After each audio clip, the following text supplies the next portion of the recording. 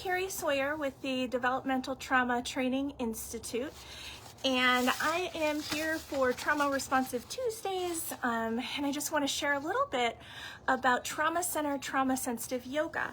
I am a trainer and trainer coordinator for the Center for Trauma and Embodiment, really where trauma-centered, trauma-sensitive yoga was founded and came about.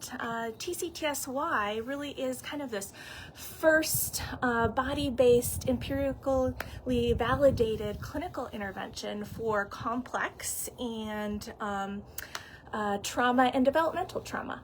It really was developed by David Emerson over in Massachusetts. And before we start talking about trauma-centered, trauma-sensitive yoga, I just want to take a moment really to acknowledge the roots of yoga, originally with the ancient people of the Indus Valley and present day India and Pakistan. I'm really deeply grateful for this vast tradition of inquiry, really into the nature of what it means to be human. And, we really have incorporated some of the core elements of yoga philosophy directly into TCTSY. And I really am committed to, continue to learn, to continue to have conversations with yoga scholars, really particularly those with Southeast Asian origin, really about kind of this cross-cultural transmission of knowledge, history, and practice around yoga, especially here in the Western United States. And so TCTSY, some of the main principles around this body-based modality really have to do with relationships. So when we're working with people who have complex and developmental trauma, there's always a power dynamic. And what do I mean by that? Anytime you're a facilitator or teacher or therapist or someone who's an expert in the room, there's always going to be a power dynamic at play. And many of our students and clients are kind of used to this double talk, right? For instance, saying it'll be okay when it's not really okay, right? And so we don't want to pretend like there isn't a power dynamic. Instead, we really want to think about, how can I share power? How can I share power with my students and my clients? And one way to do that, one way to navigate relationships is through a concept called invitational language. And invitational language could be using language of non-coercion before cueing yoga. So for instance, you might think about phrases like, as you're ready, you're invited to, you're welcome to, if you'd like, right? And so this non-coercive element of TCTSY is so important. And the relationship that we have with our clients and our students, having that warmth and empathy, is so important. There's that meta-analysis through the Therapy Alliance that has to do with how that warmth and empathy is even so much more important than modality, right? And so thinking about our relationship and navigating our relationships is so important. So invitational language. Another concept for TCTSY is a concept called introception. And so through neuroscience, we've really come to understand how people suffering with developmental or complex trauma can struggle to feel their bodies, right? Can struggle to kind of have this felt sense of their body. Thinking about what it be like to live in a body that feels unpredictable, right? Struggling with that felt sense of their body, and possibly also kind of unreliable, right? So this unpredictable, unreliable kind of sense of self, right? How do you know what you would like to eat, right? What might it be like to go to the doctor? What might it be like to kind of trust that gut feeling, right? And so in TCTSY, one of the things that we focus on is kind of rebuilding these interoceptive pathways that we now know have become deeply damaged through trauma. And so interoception is kind of this felt sense of the body.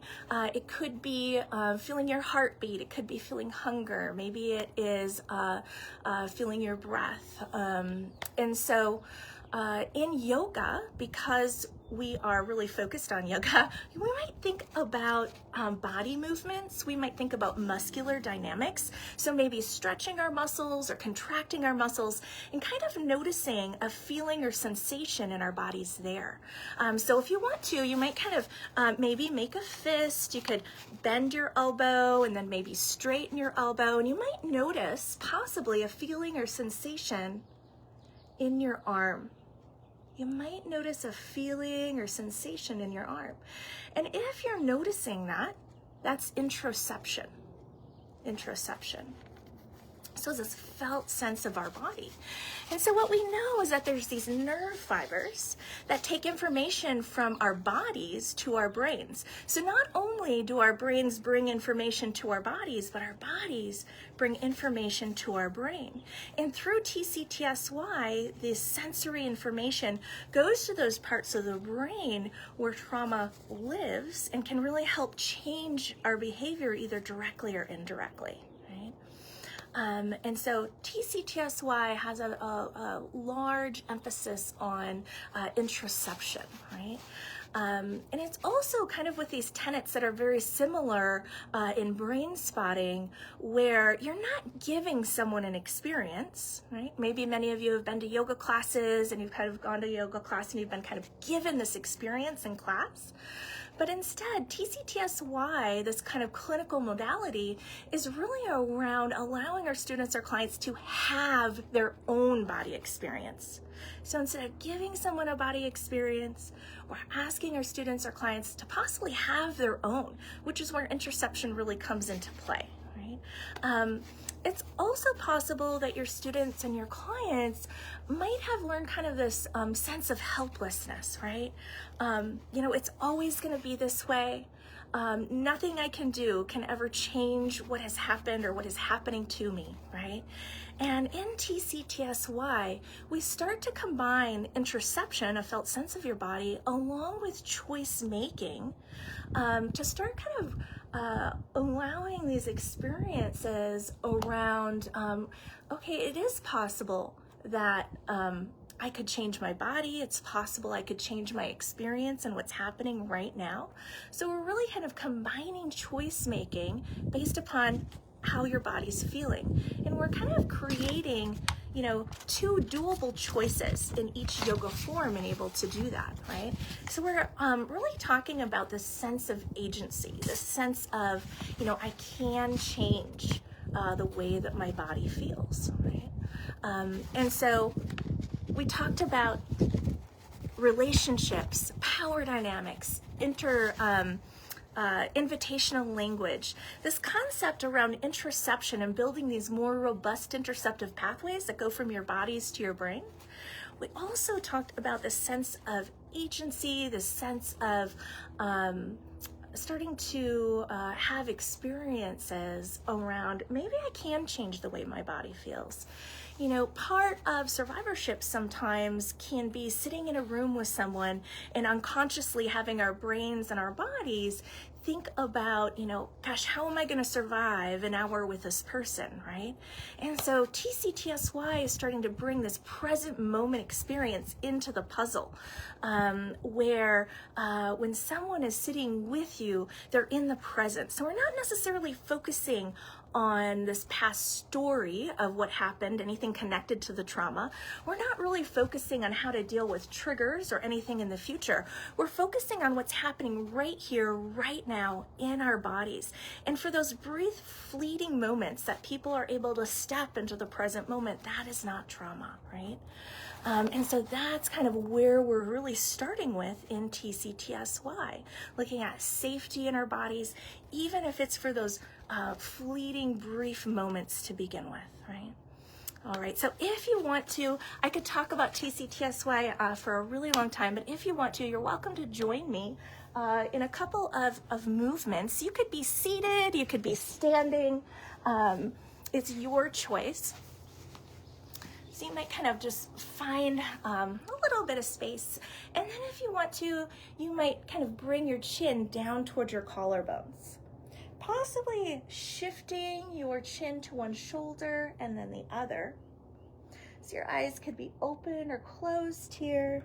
You might choose to move or shift your body in any way that you'd like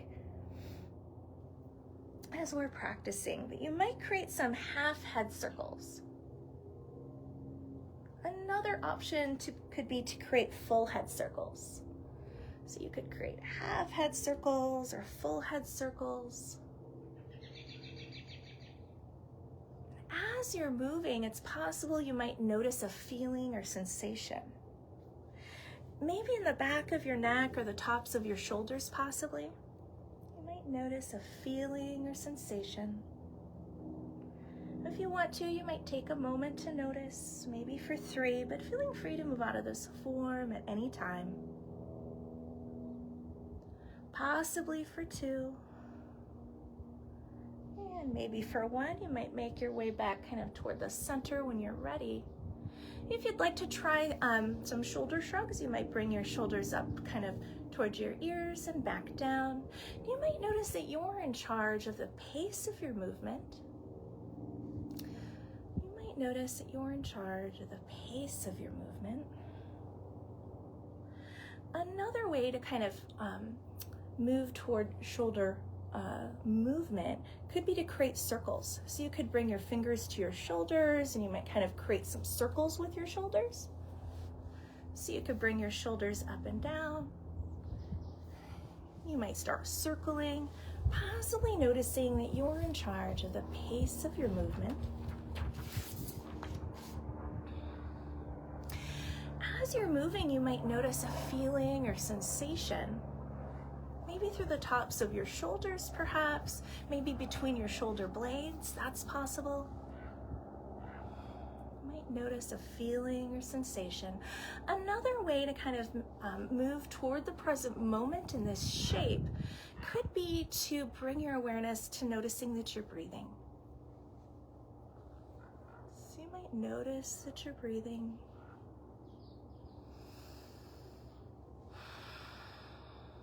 And when you're ready, you're welcome to kind of make your way back toward the center. All right, well, thank you so much for listening.